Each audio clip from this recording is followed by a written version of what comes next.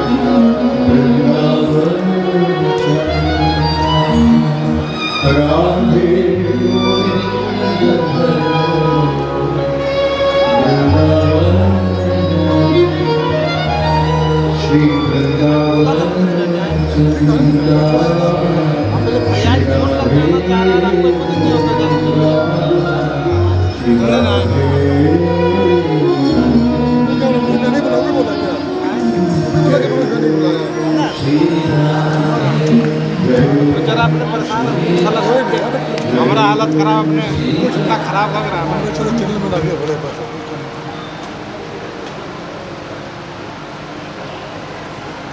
परम मंगल समुपस्थित सभी भक्त वृंद, श्रोत्र वृंद एवं यहाँ उपस्थित विभिन्न विभिन्न क्षेत्रों के सभी विशिष्ट महानुभाव एवं निवेदक आयोजक श्री श्याम सुंदर कलवरिया एवं समस्त परिवार,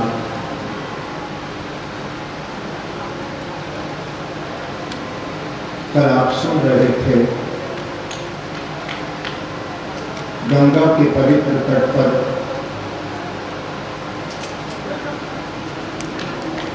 अन्न जल का त्याग करके परीक्षित महाराज आए। सुखदेव जी का आगमन हुआ। तत्र भगवत भगवान व्यास पुत्रो यदृच्छयागाममानो नवीक्षम् अलक्षलिंगो निजलाभतुष्टो मृतश्च बालैरवधूतवेश। कितना सुंदर जिनका स्वरूप है, ऐसे सुखदेव जी महाराज पवित्र गंगा के तट पर पधारे हैं। परीक्षित महाराज ने सुखदेव जी के श्री चरणों में प्रणाम किया, चरण धोए, चरणामृत लिया और तब प्रश्न किया कि अतः पृच्छामि संसिद्धि योगिनां परमं गुरु। ध्यान देना, हमारे मन में अनेक प्रकार के प्रश्न, जिज्ञासाएं होती हैं, लेकिन आप किसी महापुरुष के पास, किसी संत के पास, सद्गुरु के पास जाएं तो प्रश्न जरूर करें, लेकिन तद विद्धि प्रणिपातेन परकृष्णेन सेवया उपदिक्षन्ते ते ज्ञानं ज्ञानिनः तत्त्वदर्शी।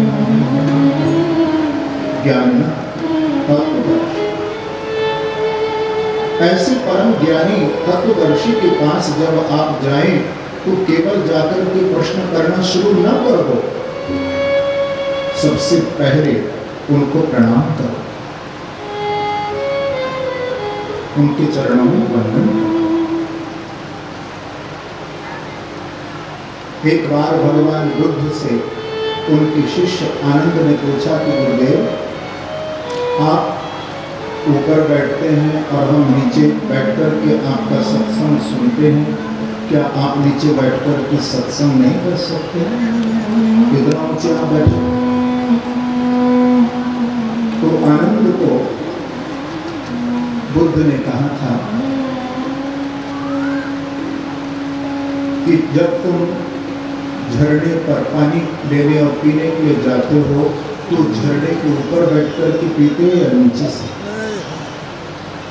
बोले ऊपर बैठकर के तो झरने के पानी नहीं पिया जा सकता, हम नीचे ही खड़े होते हैं तब झरने से पानी पिया जा सकता है।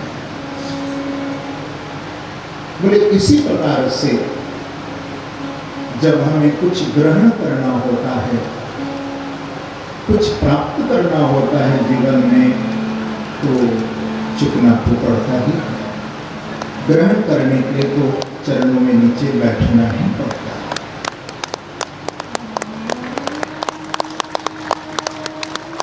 गुरु बिन भवनिध तरई न को, जो बिरंच शंकर सम। गोस्वामी जी रामचरितमानस में कह रहे हैं, बस वही तो हमारे सतगुरु हैं, उनके चरणों में बैठो, लेकिन आदर सम्मान उनका जरूर करो, क्योंकि महापुरुष आपसे कुछ अपेक्षा नहीं रखते, कोई उनको लोभ लालच नहीं होता कि आप क्या दे रहे हैं, क्या कर रहे हैं। हमें उनका आदर करना है। आदर शब्द का अर्थ देखिए संस्कृत में क्या है, आदर। आदर शब्द का अर्थ है संस्कृत में व्याकरण के अनुसार, ग्रामर के अनुसार, आ माने होता है थोड़ा, और दर शब्द का अर्थ होता है डर। ऐसा नहीं कि हमें कोई डांटेंगे, फटकारेंगे, नहीं। आदर, थोड़ा सा हमें सदगुरु के चरणों में जब जाकर के बैठे तो डर का अर्थ क्या कि कोई मर्यादा के विरुद्ध हम काम न करें। आप लोग समझ गए ना? मर्यादित होकर के बैठे, अमर्यादित नहीं।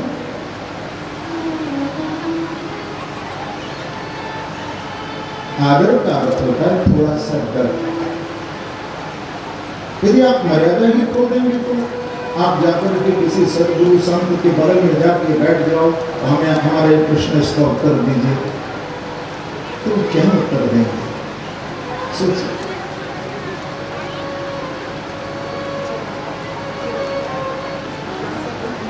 श्रद्धावान लभते ज्ञानम। क्योंकि प्रभु शरणागति से पूर्व एक तत्व मध्य में है।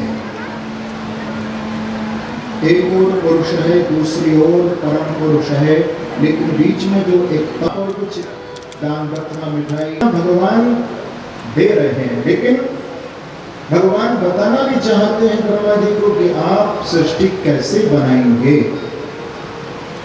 और ये भी बताना चाहते हैं कि ये मत समझना कि आप इस सृष्टि को बना रहे हैं, तुम तो निमित्त मात्र हो। निमित्त मात्रम भव सव्य साचिन,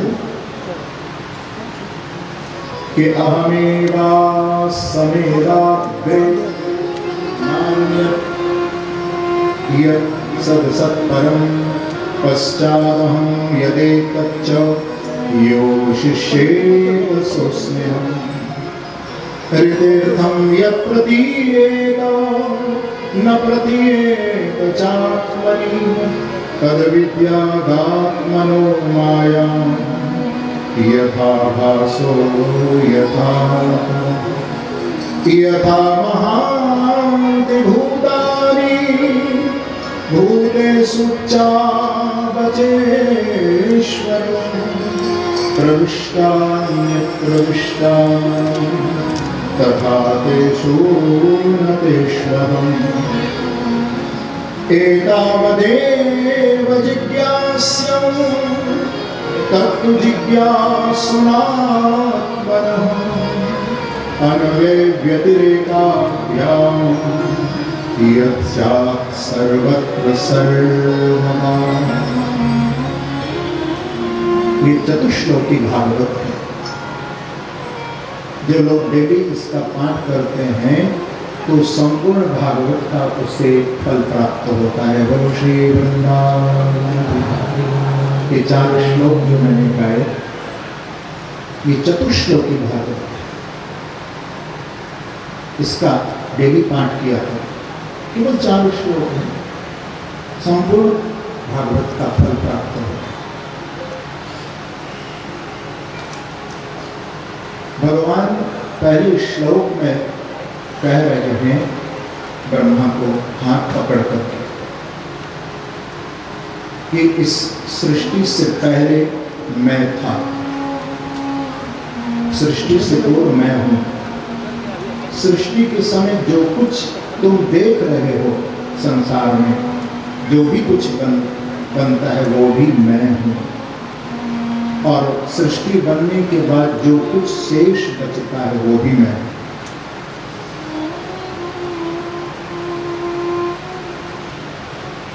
जैसे आप ऐसे समझिए, जैसे सोना होता है, गोल्ड, तो गोल्ड है, सोना है। जब कोई आभूषण बन जाता है, तौंदनी, अंगूठी, और उसको हम क्या कहेंगे, भले उसको एक नाम हम दे देते हैं कि अंगूठी है, ये हार है, कौंदनी है, लेकिन है क्या वो? सोना ही तो है। और फिर आप उसको गला दो तो फिर क्या होगा? उस समय क्या बचेगा? गोल्ड ही तो रहेगा। तो संसार में परमात्मा की सिवा कुछ है ही नहीं। सृष्टि से पहले भी वो, सृष्टि के समय भी वो, सृष्टि के बाद भी वो। इसलिए बाकी बिहारी जी के लिए कहा है, प्रथम होती अजहो आगे हो रही हैं टरे हैं न तैसे।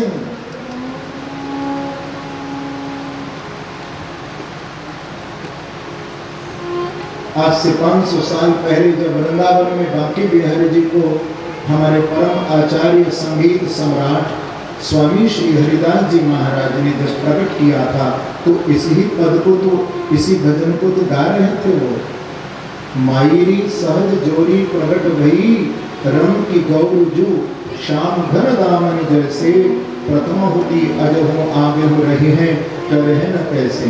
अंग अंग की उजराई सुगराई चतुराई सुंदरता ऐसे, श्री हरिदास के स्वामी श्यामा कुंज बिहारी सब वैस वैसे। मायरी सहज जोड़ी प्रकट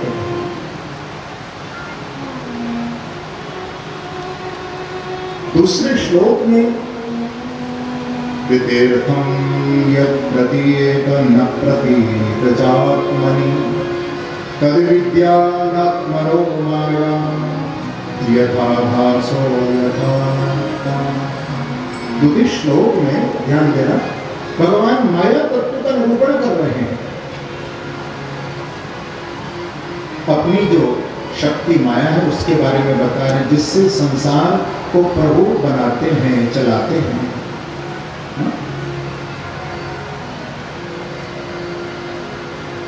है को तो जो छुपा दे। देखिए माया शब्द का अर्थ देखिए, प्रेम से कहिए श्री राधे।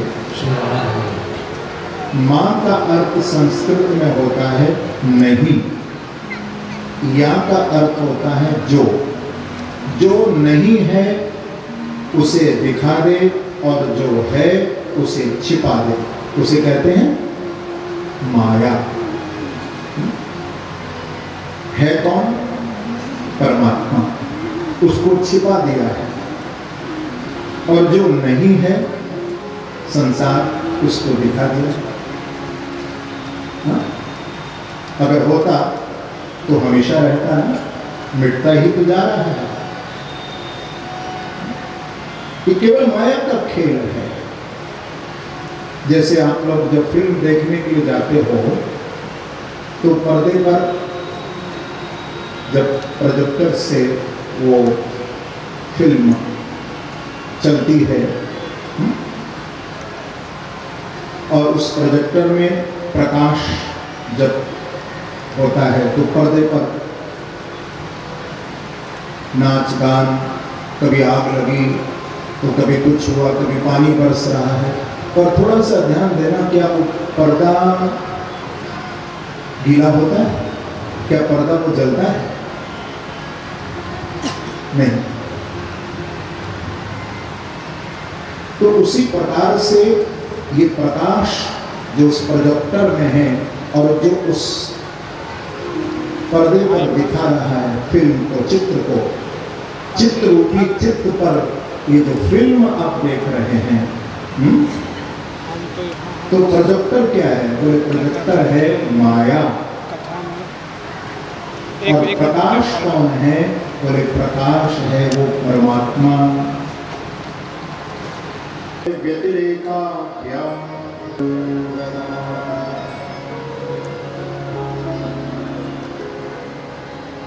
कह रहे हैं चौथे श्लोक में वर्णन कर रहे हैं माया तत्व का, और तीसरे श्लोक में वर्णन किया जाए कि आत्म तत्व के जिज्ञासु को निरंतर यही जिज्ञासा मन में करना चाहिए। तो यहाँ आत्म तत्व का प्रभु ने निरूपण किया है। आत्मा ब्रह्मा जी को पहले पढ़ा दिया सृष्टि बनाने से पूर्व, और ये भी बता दिया कि ये अभिमान मत करना कि तुम बना रहे हो, तुम केवल निमित्त। एक घंटों तक बोला जा सकता है। सुखदेव जी महाराज कहते हैं कि इधर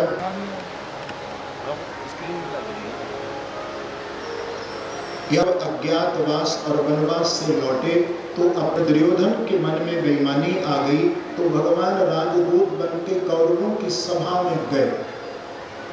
भगवान ने कहा कि यदि आप, दुर्योधन ने क्षमा मांगी दुर्योधन के द्वार पर, जो कि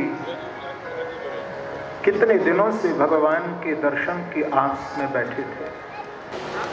एक बार हम दिल्ली में किसी भक्त के यहाँ गए, पति पत्नी दोनों थे, तो पति पत्नी इतना गदगद,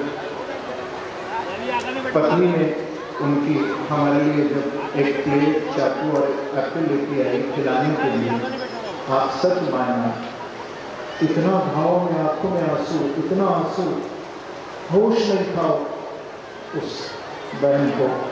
और उसने क्या किया, सेब तो कटा नहीं, अपनी उंगली भगवान को उल्टी चौकी बिछा दी।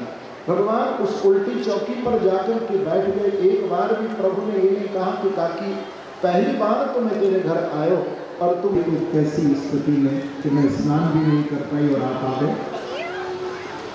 लेकिन विद्वान ने कहा कि नहीं, मैं आज कुछ खिलाऊंगी तो जरूर ताजी माता को नहीं निकाल।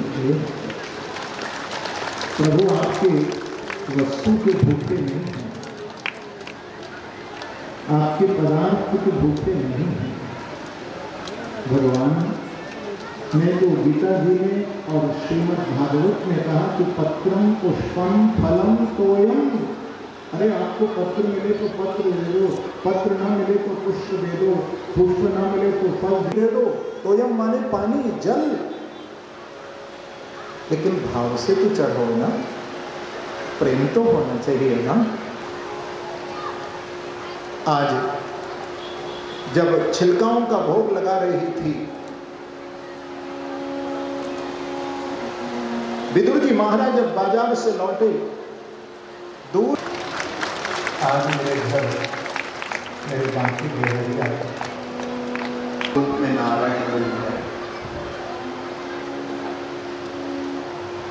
बहुत प्यारा लगता है।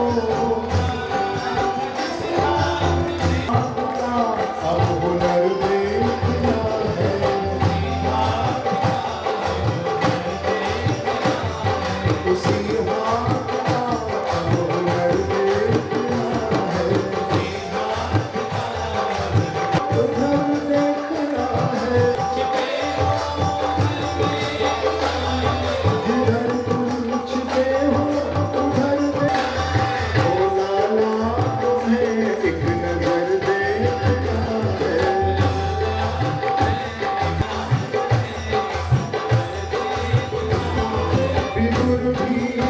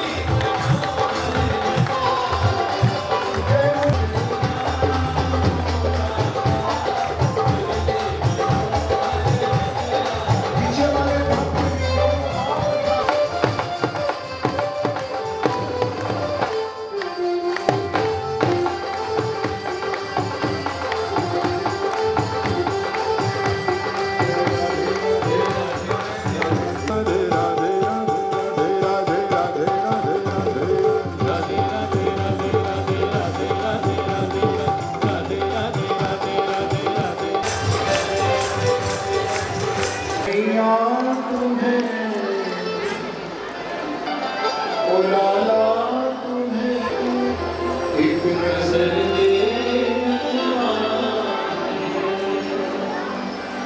देखना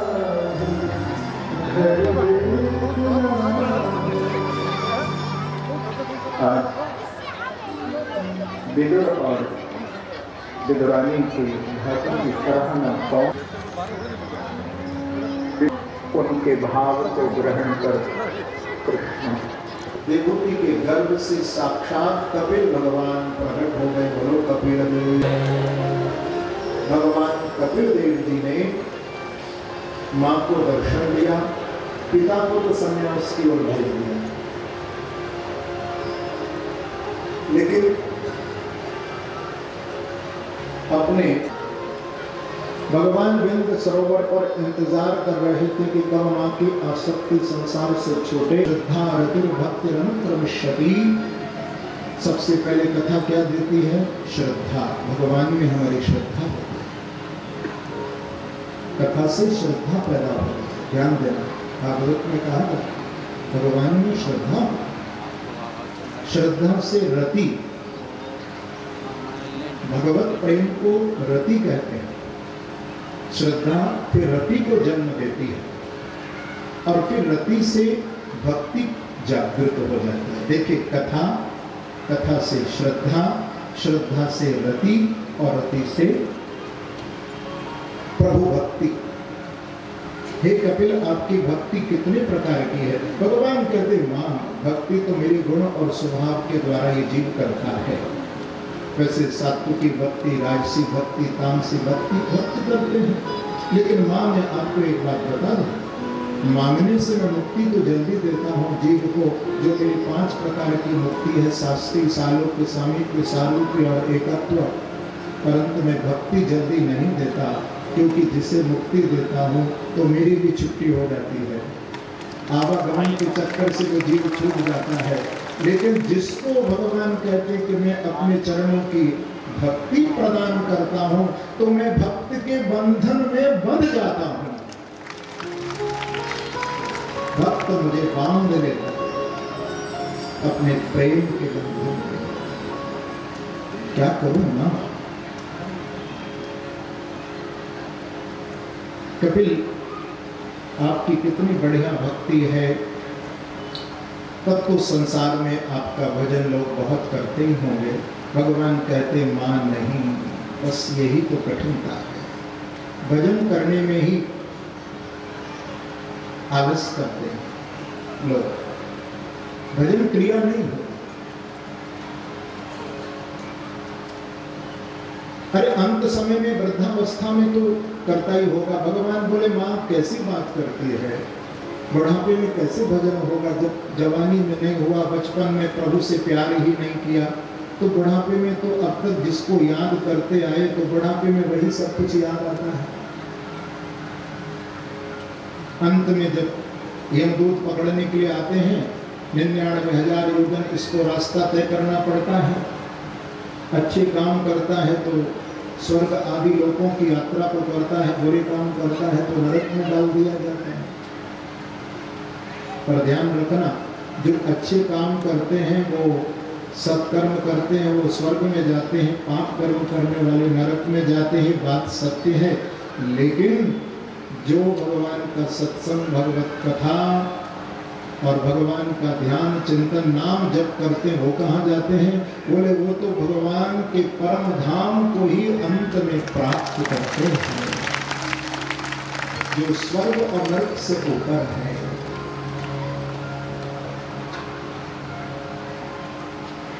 फिर कैसे जीव संसार में आता है, भगवान ने इसका भी विस्तार से वर्णन किया। और मां को प्रभु ने बताया कि मां,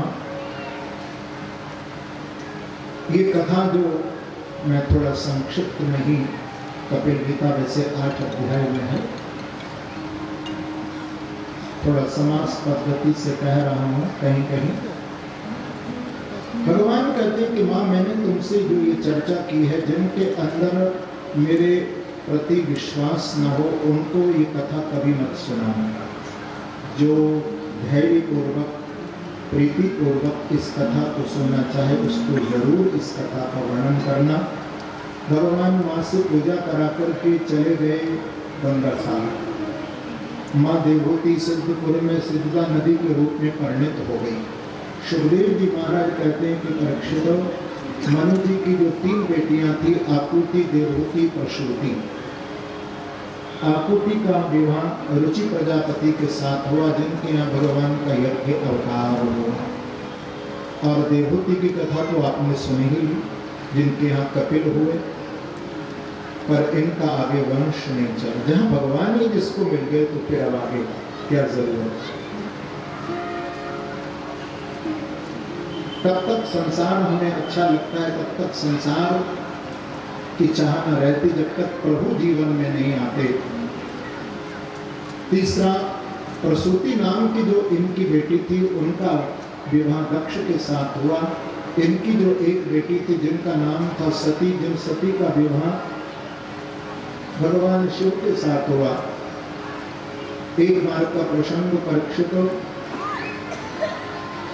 ब्रह्म सभा में सभी देवता गंधर्व आदि बैठे थे, भगवान शिव और ब्रह्मा जी भी विराजित थे। पर दक्ष को ऊंचा स्थान मिला प्रजापति का, तो दक्ष को अभिमान हो गया। जब ये सभा में गए तो सबने उठ करके प्रणाम किया था, लेकिन ब्रह्मा जी और शंकर जी नहीं उठे कि अयं तु देव यजनम् इंद्रोपेन्द्रादिभिर्भवः। क्रोध में भर गए और शाप दे दिया। ब्रह्मा जी को कुछ नहीं कहा। भगवान शिव को देख करके कहा कि रुंड मुंडों की माला पहनते हैं, चिता की भस्म लगाते हैं, स्मशान भूमि में रहते हैं, प्रेतों का संग,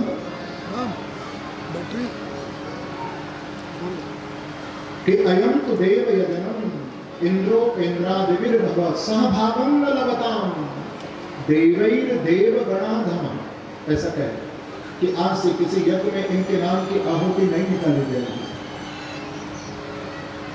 भगवान तो चुप रहे, लेकिन नंदीश्वर को क्रोध आ गया। नंदीश्वर ने श्राप दे दिया, अरे दक्ष, तूने हमारे स्वामी को जिस मुख से गाली दिए, जा तेरा मस्तक बकरा का हो गया। आपस में श्रापाशापी होने लगे। भगवान शंकर तो वहां से निकल गए, क्योंकि यदि आपकी कोई निंदा करे, आपको कोई गाली दे, यदि आप प्रत्युत्तर में उसको गाली दे रहे हैं, तब तो आपको गाली लगी तो आपने दी। यदि आपने गाली का उत्तर नहीं दिया, जैसे कोई चंद्रमा के ऊपर थूके, तो थूक तो उसके ऊपर ही गिरेगा ना। तो भगवान शंकर ने कोई अपशब्द नहीं निकाला। कितनी मर्यादा। पर जब से दक्ष प्रजापति ने भगवान शिव को श्राप दिया, तब से कोई यज्ञ नहीं करता। तो शिव का अपमान करने के लिए दक्ष ने गंगा के तट हरिद्वार में कंकल क्षेत्र में बृहस्पति सब नाम का यज्ञ प्रारंभ किया। सबको निमंत्रण दिया, लेकिन अपनी बेटी और अपने दामाद को न्योता नहीं दिया। जब सती जी को ये बात मालूम चली, तो सती जी अपने पिता के यज्ञ को देखने के लिए इच्छा मन में प्रकट की शिव से। भगवान शिव ने कहा, देखो सती, आपके पिता ने निमंत्रण नहीं दिया है, तो हम नहीं जाएंगे, क्योंकि नैनन नहीं स्नेह और तुलसी तहां न जाइए, चाहे कंचन बरसे मेघ। पर एक बात कहूं, आप भी नहीं जाना, आपका अपमान होगा। पर सती जी को तो माता पिता से मिलने की, यज्ञ को देखने की इच्छा जैसे बेटी के मन में होती, तो शिव की आज्ञा का उल्लंघन करके आज सती जी चलने लगी है। जब गंगा के तट पर पहुंची हैं, तो सब मिले, पर किसी ने भी सती का सम्मान नहीं किया है। गोस्वामी जी बोले, सागर भले ही मिली एक माता, सागर भले मिली एक माता, बगली मिली बहुत मुस्काना, बगली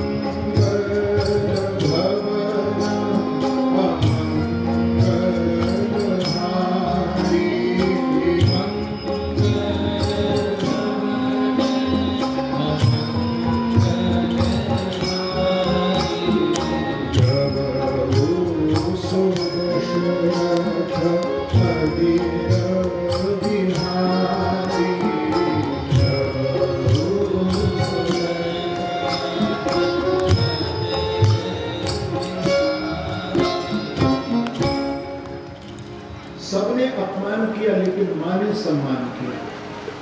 पर सती को अत्यधिक क्रोध था कि सब अपमान कर रहे हैं। जल का पात्र लेकर के जब मां आई तो सती ने उस जल के पात्र को फेंक दिया और मां से बोली कि मैं अभी यज्ञ मंडप की शोभा को देख करके आ रही हूं। कि अरुद्र भावं तमवेक्ष चात्परम् पित्रा च देवे कृतहेलनं विभो। सती ने वहां यज्ञ मंडप में जाकर के सबके नाम की आहुति को देखा, लेकिन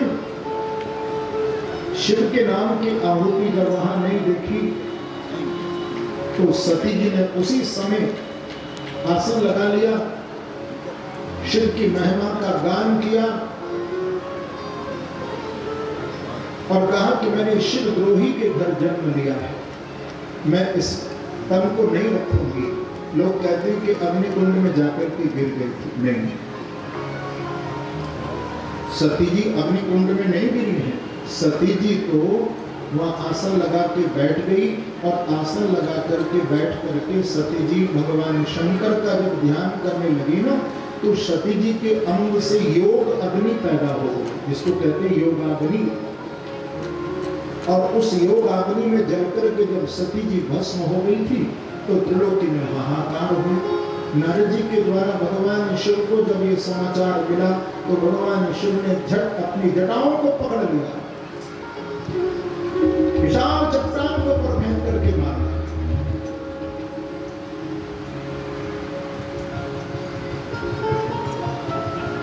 वीरभद्र पैदा हो गए। वीरभद्र को कहा कि जाओ जाकर के अपने तुम इस दक्ष के यज्ञ के विध्वंस कर दो। उसी समय गए वीरभद्र और जाकर के वीरभद्र ने स्त्रियों के बैठने के स्थान को नष्ट कर दिया, ऋषियों के अंग भंग नष्ट कर दिए और अंत में यजमान दक्ष का मस्तक धड़ से अलग करके भगवान शिव के नाम की आहुति प्रदान कर दी। ओम नमः शिवाय स्वाहा।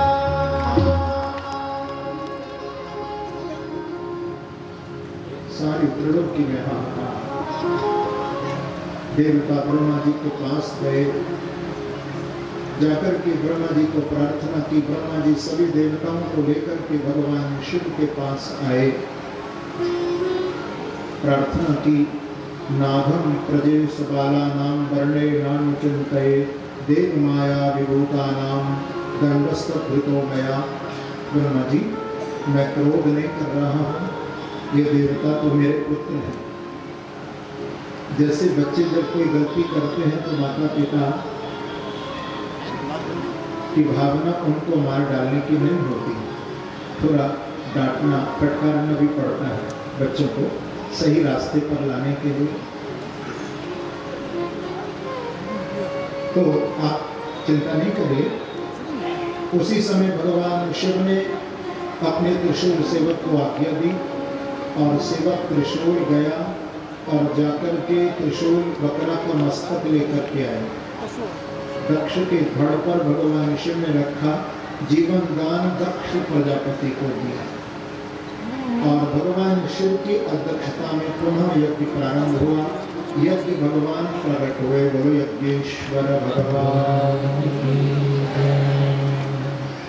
यज्ञ भगवान ने अपना स्वरूप वर्णन किया। अहम ब्रह्मा सर्वश्च जगत कारणम परम। इधर जब भगवान शिव ने देखा तो सती के उस शरीर को मोह लीला करते हुए अपने कंधा पर डाल करके जब भ्रमण करने लगे, आपको मालूम है जहां जहां सती जी का अंग गिरा वहां वहां तीर्थ स्थापित हो गए थे।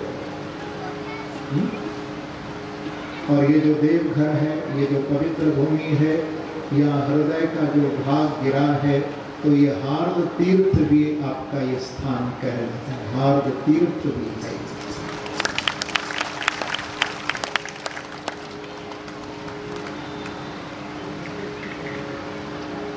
भवानी के रूप में हिमालय की बेटी बनकर के आई और पुनः अपने पति भगवान शिव को प्राप्त कर लिया।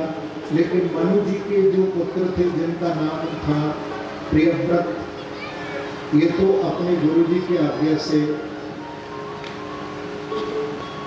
आत्मज्ञान को प्राप्त कर रहे थे, लेकिन गद्दी पर बैठे उत्तानपाद। उत्तानपाद की दो रानियां थी, सुनीति और सुरति। जिस सुनीति के पुत्र थे ध्रुव और सुरचि के पुत्र थे उत्तम। कथा तो आप लोग जानते हो, बड़ी प्रसिद्ध कथा है। अब एक दिन ऐसा हुआ कि क्योंकि महाराज का प्रेम सुरचि से ज्यादा था, सुरचि के महल में बैठे थे, गोद में ध्रुव जी उत्तम खेल रहे थे। खेलते खेलते वहां ध्रुव जी भी आ गए। जब चढ़ने लगे, छोटे से बालक हैं 5 साल के, बार बार नीचे की ओर गिर जाते हैं।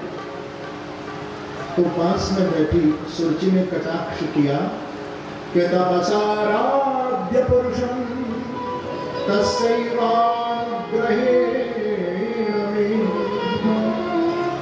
गर्वे त्वं साधयात्मानं यदिच्छसि यदि तू पिता की गोद में इस गद्दी पर बैठना चाहता है तो पहले नारायण का तप कर, और तप करने के बाद मरना, और मरने के बाद मेरे पेट से जन्म लेना, तब इस सिंहासन पर बैठने लायक बनेगा। ध्रुव जी को रोने लगा। अपनी माँ के पास है, माँ से पूछा कि मुझे बता कि भगवान कहाँ मिलेंगे, तो माँ ने तो आकाश को इशारा कर दिया।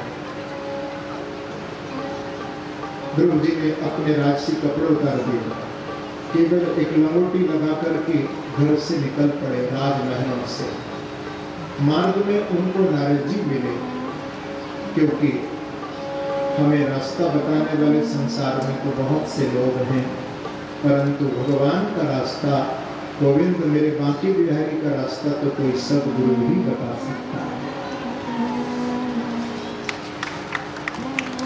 नारद जी मिल गए।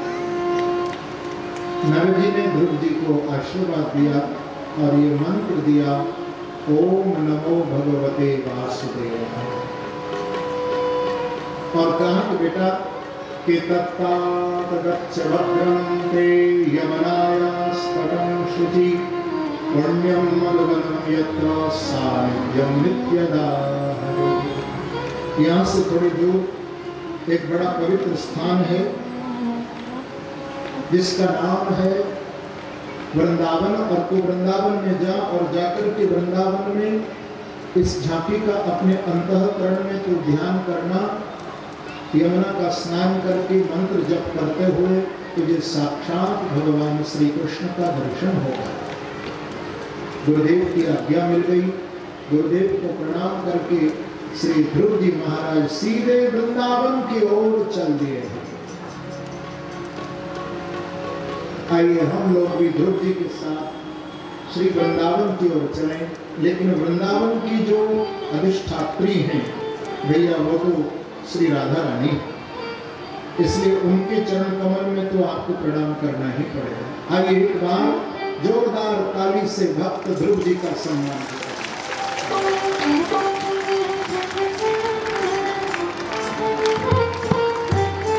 तीनों लोकन ते न्यारी, हाँ तीनों लोकन ते न्यारी,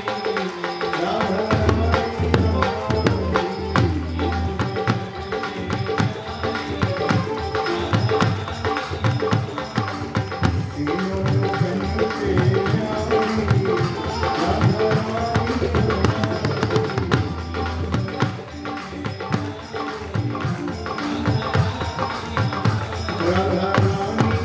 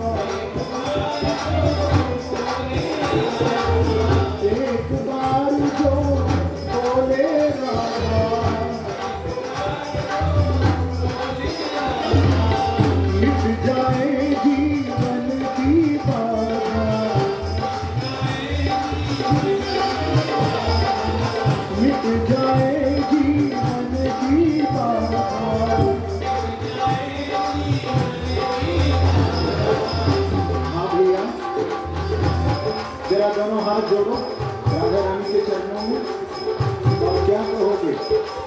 कृपा करो महारानी, सब कहो। कृपा करो महारानी, कृपा करो महारानी, राधा रानी हमारी, कृपा करो।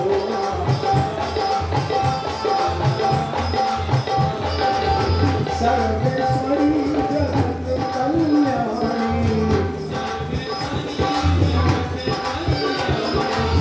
सर्वेश्वरी जगत कल्याणी, जगती मालिका राधा रानी, जगती मालिका राधा रानी। जो राधा रानी की शरण में चला जाता है, सुनिए, यहाँ कोई न रहता भिखारी, यहाँ ओ यहाँ कोई न रहता भिखारी,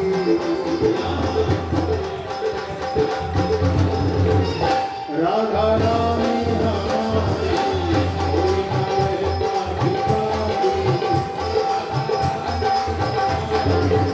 राधा रानी हमारी, महारानी हमारी।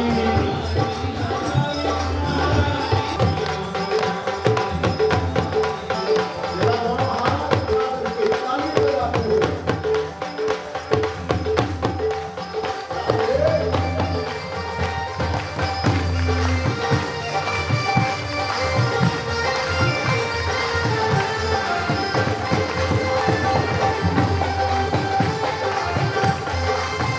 देखिए,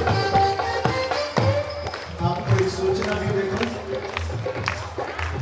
आज तो हम लोग ग्रुप के साथ वृंदावन पहुंच गए हैं और आपको ये भी बता दूं, सबको कल सूचना आप जाके दे देना। सबसे बड़ा कल उत्सव हम यहाँ मनाने जा रहे हैं, क्या?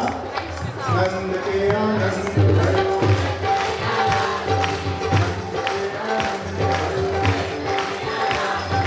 तो कल यहाँ बहुत बड़ा उत्सव, सबको खूब बधाइयाँ प्राप्त होंगी अपने आस पड़ोस में सबको।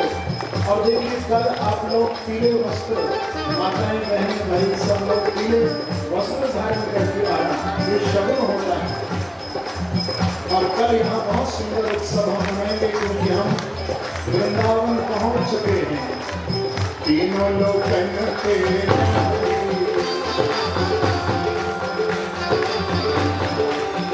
राधा रानी हमारी,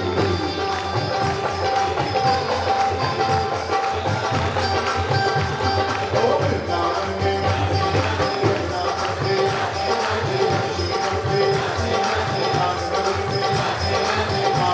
में, ऐसे नहीं आप लोग, क्योंकि हम विश्राम की ओर चल रहे हैं।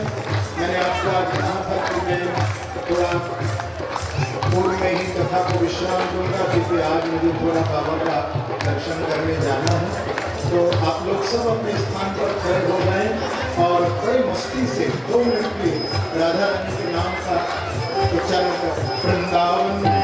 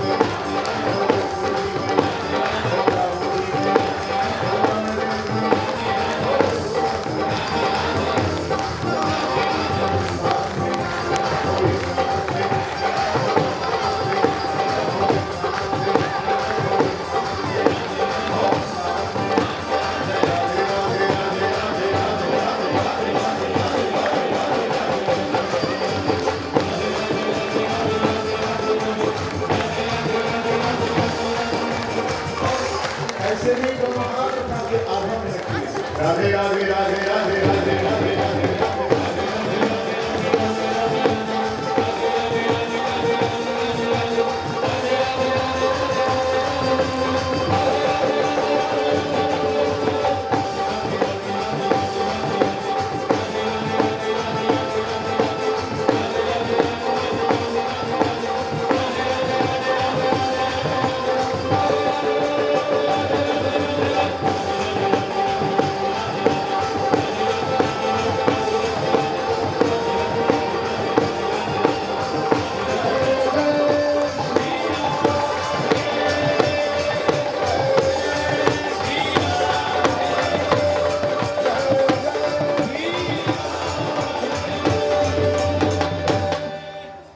कहिए श्री राधे।